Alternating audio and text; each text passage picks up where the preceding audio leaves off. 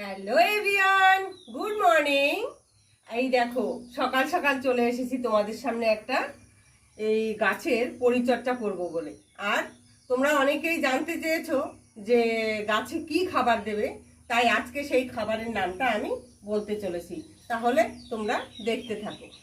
যখন দেখবে এই মার্চ মাসে যখন বৃষ্টিটা বা কোনো মাসে বৃষ্টি যখন শুরু হয়, তারপর থেকে দেখবে গাছের ফুলগুলো কেমন যেন কমে যায়।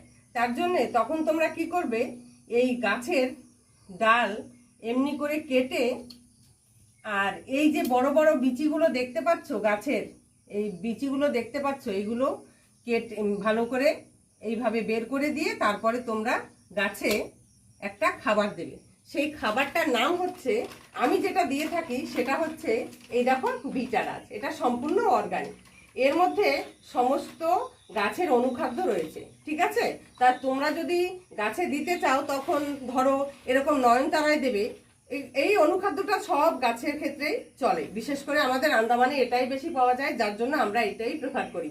তো এই 4-5টা দেখতে পাচ্ছ, এই 4-5টা দানা এরকম করে দিয়ে তোমরা এরকম জল দিয়ে দেবে।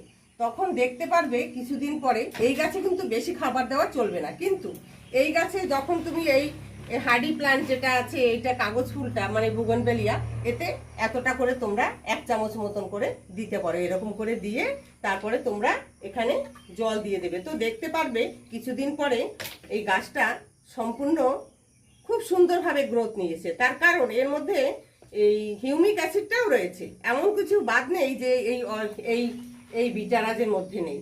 তাহলে তোমরা দেখে নিয়েছো, এটা ভালো করে দেখে নাও এটা। তাহলে এখন আসছি, আবার পরে দেখা হবে পরের ভিডিওতে।